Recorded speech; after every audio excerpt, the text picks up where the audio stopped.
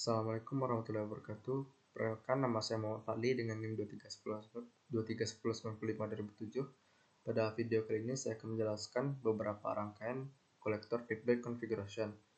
Pada rangkaian ini kita akan memiliki 6 buah rangkaian, di mana di sini terlihat sebuah rangkaian pertamanya, yaitu di sini kita akan memiliki tegangan input yang dihubungkan sebuah kapasitor pertama dengan resistansi sebesar 10 picofarad mengarah ke kaki base transistor 2N2369. Lalu pada kaki kolektor ini dihubungkan RC dengan resistansi 10.000 ohm, lalu diberi sebuah PCC supply kepada RC ini. Lalu pada RE-nya pada kaki emitter ini dihubungkan RE dengan resistansi 10.000 ohm, lalu ke ground. Lalu di antara kaki base dan kaki kolektor ini dihubungkan RF dengan resistansi 10.000 ohm, lalu dihubungkan secara seri kapasitor kedua sebesar resistansinya 10 picofarad, dan akan terlihat di sini pada disinilah tempat keluarnya tegangan output. Jadi pada rangkaian kolektor feedback configuration ini adalah sebuah rangkaian di mana jika arus kolektor ini meningkat, maka voltase tegangan pada kolektor ini akan menurun, di mana pada kolektor feedback configuration ini di mana terjadi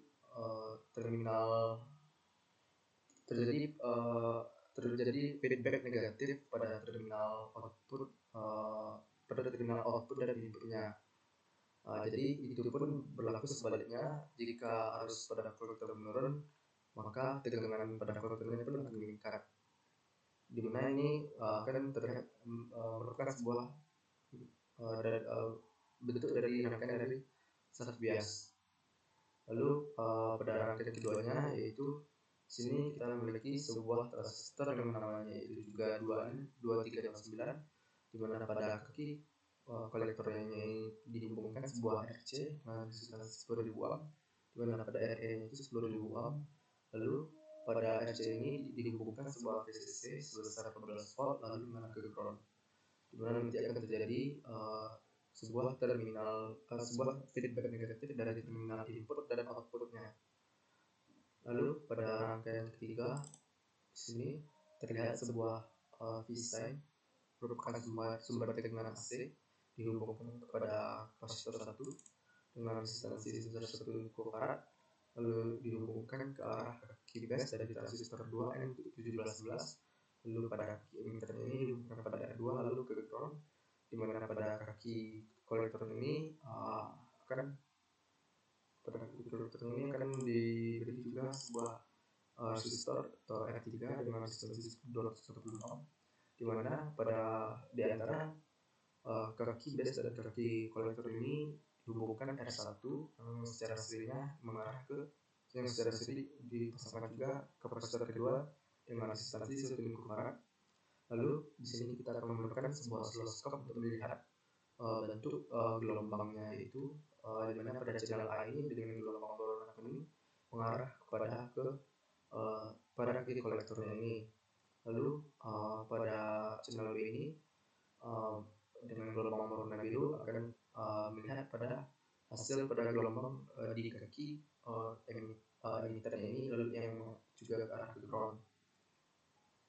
Di mana untuk melihat bentuk gelombangnya, yaitu sini channel A ini kan merupakan sebuah tegangan AC, jadi terlihat sebuah satu gelombang penuh, di mana sini terlihat sebuah satu bukit dan sebuah lembah.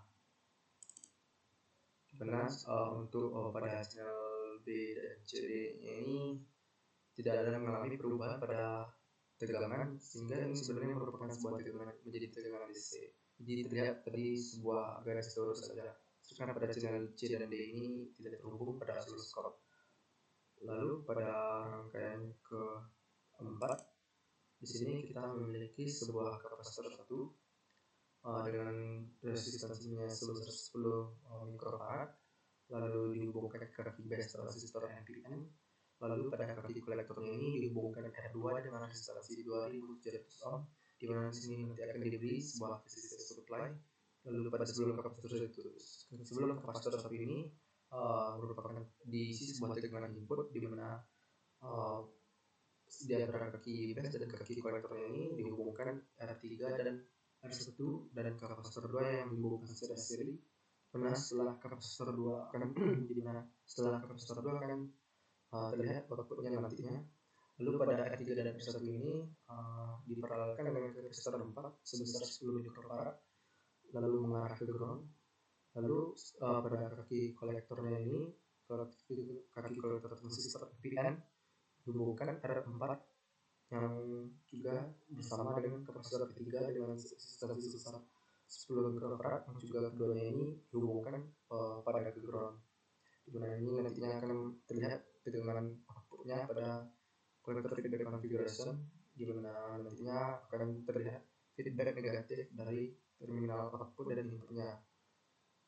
Lalu pada rangkaian kelima, di sini kita memiliki sebuah baterai yang merupakan sebuah supply dari PCC-nya sebesar 9 volt dihubungkan ke R1 10.000 ohm, lalu R2 sebesar 10.000 ohm, di mana pada kaki kolektornya ini dihubungkan ke R1, sedangkan di antara kaki base dan kaki kolektornya ini dihubungkan R2 dengan resistansi 10.000 ohm, dan pada kaki terminalnya kaki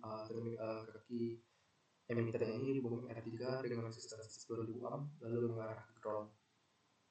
Lalu pada rangkaian ke-6 ini terlihat di sini kita memiliki sebuah desain yang merupakan sebagai sumber tegangan AC dihubungkan kepada kapasitor kedua dengan resistansi 10 mikrofarad yang dihubungkan ke kaki base transistor NPN.